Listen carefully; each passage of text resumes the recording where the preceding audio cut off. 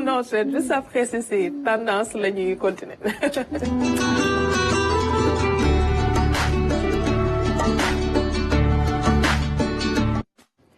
Le mythe du luxe démystifié. C'est fait exprès. Alors, d'ailleurs, l'élément est en français, donc si nous avons en Wolof, mais les vidéos provenant de Chine inondent désormais les plateformes digitales en marge de la guerre commerciale, comme nous l'avons dit tout à l'heure, conduite par les États-Unis. Tournée en anglais, on parle de langue en Wolof anglais, mais justement, Chinois, ils font exprès de s'efforcer à parler anglais pour que le peuple, pour que le monde les comprenne. Oui. Elles mettent en cause les grandes enseignes mondiales de luxe et assurent qu'elles vendent à prix d'or des produits en réalité fabriqués en Chine. Ce contenu trompeur constitue une forme de riposte coordonnée incarnée par la hausse énorme des droits de douane. Regardez. Hermès d'une valeur de 200 000 euros coûte 1 000 euros à la fabrication. En pleine guerre commerciale avec les États-Unis, la Chine dévoile les dessous du luxe mondial sur les réseaux sociaux. Dernièrement, des fabricants et influenceurs chinois lèvent le voile sur une réalité longtemps occultée. Derrière l'éclat des grandes marques, le luxe n'est pas toujours synonyme de qualité, mais bien souvent d'image et de statut social. Aujourd'hui, ce sont les fabricants chinois qui révèlent l'illusion. De nombreux articles de luxe vendus à prix d'or en Occident sortent en réalité de leurs usines, produits à des coûts dérisoires avant d'être estampillés Made in Italy ou Made in France. Des vidéos virales sur TikTok et d'autres plateformes montrent ouvriers, fournisseurs et même des dirigeants de sociétés de conseil chinois énumérant des dizaines de marques de luxe avant de révéler que le coût de fabrication ne représente souvent qu'un dixième du prix de vente final. Le prix de revient est de $1 400 pour un sac Hermès. Pourquoi Hermès vous le vendez à $3 800? 80% of the price is paid for its logo. En réalité, si certaines étapes de production ont effectivement lieu en Chine, l'assemblage final des produits de luxe se fait majoritairement en Europe. Ces vidéos semblent être une réponse directe à la guerre commerciale entre les États-Unis et la Chine. Elle cherche à valoriser le rôle central de la fabrication chinoise dans l'économie mondiale. Cette campagne, orchestrée par certains fabricants chinois, vise à redorer l'image du Made in China, tout en semant le doute chez les consommateurs occidentaux quant à la légitimité et la valeur réelle des produits de luxe traditionnels. Je suppose que la plupart d'entre vous connaissent les prix de Lululemon. Ils vous vendent un leggings pour $100. Et devinez quoi? Ici, dans ces deux usines, vous pouvez les obtenir pour environ 5 à 6 $. Merci beaucoup. Alors, Toumane, nous avons aussi stratégie chinoise et est-ce que cela peut changer des choses? C'est une très bonne question, mais juste pour répondre à cette question-là, c'est le mot luxe, parce que le problème, c'est disons que c'est autour de ça, c'est autour de ce mot-là. Le luxe, c'est un caractère c'est coûteux, raffiné. Mais le pourquoi nous gagnons le luxe, c'est parce que ce caractère-là, qualité. Aujourd'hui, les Chinois ont une stratégie ou pas, c'est la réalité ou pas, mais justement, des semer le doute sont les consommateurs. Parce que dans le doublon, le directeur de cette entreprise, Hermès, on vous le vend à $38 000 et non pas 3 800, à $38 000. Madame, plus de 35 millions. Nous avons defar de Chine. ci prix de revient boo xamante ne ñoom bu ñu defee liñ ciy def yëpp desul rek lu dul jox ko entreprise bi nga xamante ne moo def commande bi buñ ci dépassé lu mot 1,5 million. Entreprise bi di ko jaayee à l'échelle internationale plus de 35 millions. Donc aujourd'hui le problème, la question qui se pose moins, est-ce que c'est vrai, est-ce que ces produits-là, est-ce que ñoom li nga xamante ne ñu koy proposer à l'échelle internationale ak ces marques de luxe lu ñu proposer, est-ce que c'est la même chose? Parce que boo demee Petersen quand même, tu vas trouver toutes les marques, etc. Toutes les marques yi nga xamante ne on les retrouve à l'échelle internationale. Mais est-ce que marques yooyu ak yi nga xamante ne ñoo nekk à l'échelle internationale ce sont les mêmes? C'est pas la même chose. Parce que bi nga jëndee Petersen 1000 francs, 3000 quand même, yow si sa bopp bu la ne woon di dëgg la sax da nga naan c'est pas possible. Mais dañ leen war a xam ni même ci faux bi dafa am ci faux bi yu gën a lënt. C'est-à-dire que da ngay gis coûter 100 sac boo xamante ne c'est une marque européenne jëndee ko 10 000 ki jëndee 3 000 mais ci yooyu am na yoo xamante aussi c'est beaucoup plus cher am na ñu jënd faux entre guillemets boo xamante ne 200 000 lay jar c'est-à-dire le sac Hermès qui coûte 38 millions autre part fii au Sénégal mun nga ko am ci koo xamante ne da la koy jaay wala même en Chine ñi nga xam ne dañuy jëlee Chine di ñëw jaay la ko à 200 000 mais ils vont te dire bii mooy qualité bi gën ci faux yi c'est-à-dire que bii mooy qualité bi gën xam nañ ni c'est pas le bon mais bii mooy qualité bu gën chinois yi ne léegi boobu nag ngeen doon wax ni mooy qualité bi gën ci yi nga xamante ne contrefaçon la ñu ne la c'est vraiment le sac Hermès di lay ñee di jaay parce que ñun c'est le même qu'on vend à ces grandes entreprises lenn rek mooy différence bi ñoom bu yeggee ci ñoom ñooy teg seen logo ñooy indi seen finition. Très bien. Mais est-ce que am nañ preuve ci li ñuy wax? C'est ça la grande question. Aujourd'hui les médias occidentaux après faut se le dire arrangé wu leen médias occidentaux yëpp dañ ko démentir nee nañ amul ñu preuve. Mais comment ça amuñu preuve bu ñu toogee ce ne sont pas que des influenceurs ce ne sont pas que des personnes lambda ñoo def ay vidéos TikTok di dénoncer cela.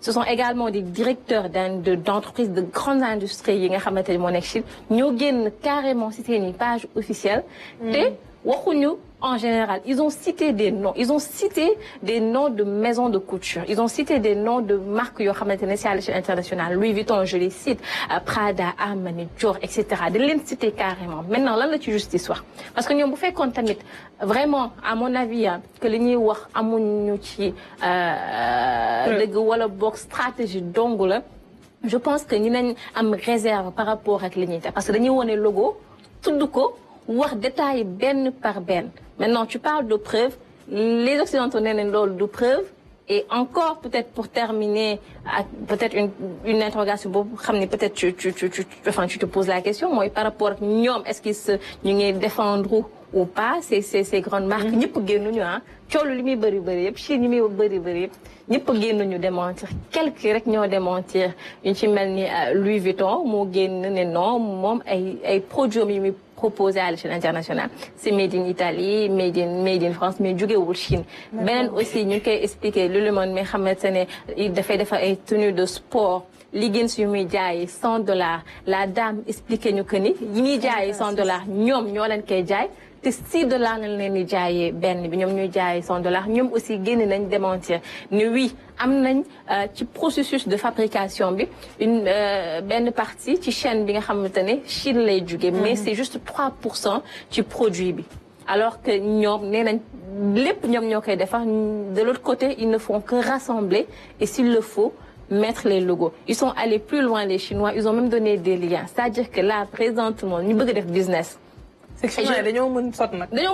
Parce qu'après les influenceurs tout le monde s'y met du chef d'entreprise yi. Exactement ils ont donné des liens xam nga avant sax da nga doon am problème pour yow da ngay am benn 4 millions 5 millions nga ne ma bëgg jënd dem Chine mais le problème mooy doo xam ruqu-ruqaan yi. léegi Chine yi nag waxuma ruqu-ruqaanu jaaykat yi ruqu-ruqaanu maison de couture yu gën a mag lañ teg ci réseaux sociaux yi joxe lien c'est-à-dire que tey tumaane mun na dugg ci lien yooyu. soit par rapport ak li ñuy wax. fi Hermès ak Louis Vuitton di commander madame jënd fa exactement le même produit mais naturellement comme vous le savez j'aurai pas le logo de Hermès. bul tax ma yaakaar ne sama saag yi ma yor yee ndekete yëpp kii la véral. non mais c'est ce qu'ils disent. mais c'est une stratégie qui paie finalement. voilà est-ce que ça peut pas finalement ternir l'image de l'économie américaine.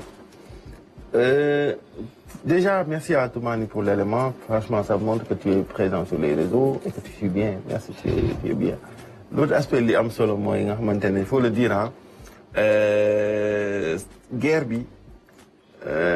ça a pris une autre dimension en fait. Beaucoup de gens sont rentrés en jeu. Surtout, comme elle a dit, les créateurs de contenu, les influenceurs.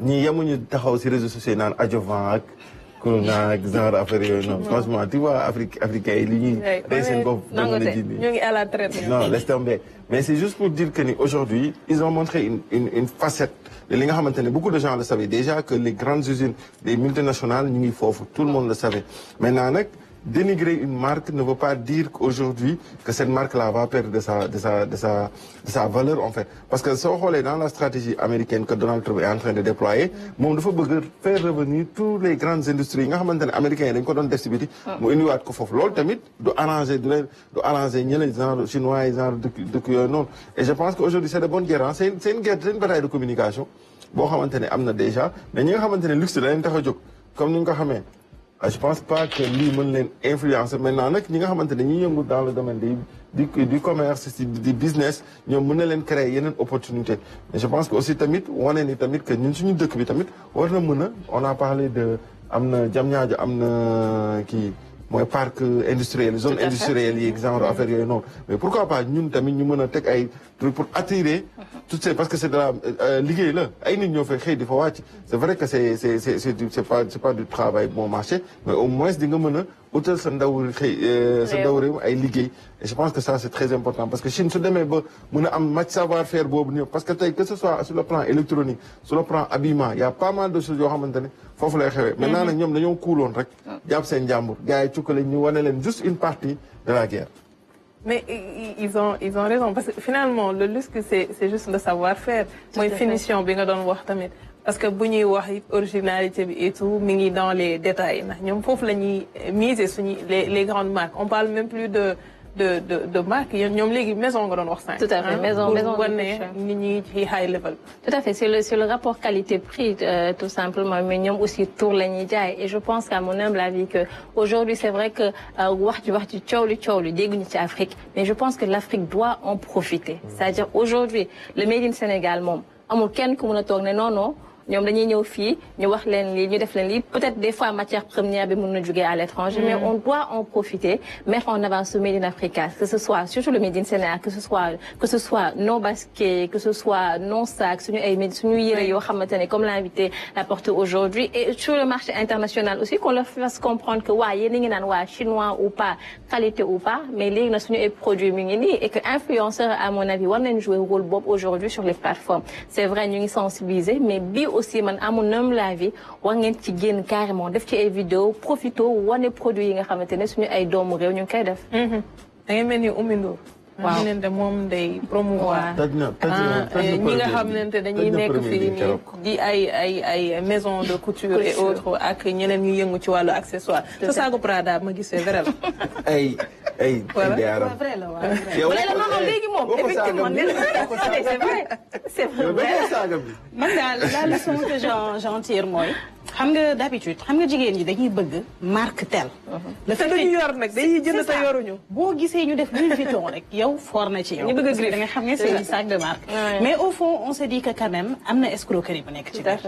loolu am na escroquerie bu nekk ci parce que chinois yi bu ñu duggee ci commencé di déballer danañu xam ne majeure partie produits yi nekk fii di ci kii ci ñoom lay jógee. Tout à fait. parce que ñoom aussi aay nañ ci loolu ci produire en quantité un jour sax maa ngi lire ci benn page ñu ne est-ce que touristes yi di dem France est-ce que xam nañ ne majeure partie produits yi ñuy jënd foofu articles yi naan ay souvenirs est-ce que xam nañ ne ci bari Chine la jóge tout à fait produit Chine lañ leen jox. produit chinois la ñoom ils pensent que c'est des souvenirs de France alors que yu ci bari Chine la jóge. donc cette guerre commerciale aussi mën na am yeneen répercussions mais aussi dina révéler yu bari les États-Unis ne sont pas aussi indépendants qu'ils le pensent que chinois yi quand même dañuy marquer seen empreinte ci commerce mondial et que loolu moom. te yaa ngi ngeen dégg ñu naan leen par exemple produit da ngay am même produit bu jógee Chine. ak bi nga xam ne dañ lay jaay États-Unis ñoom aussi.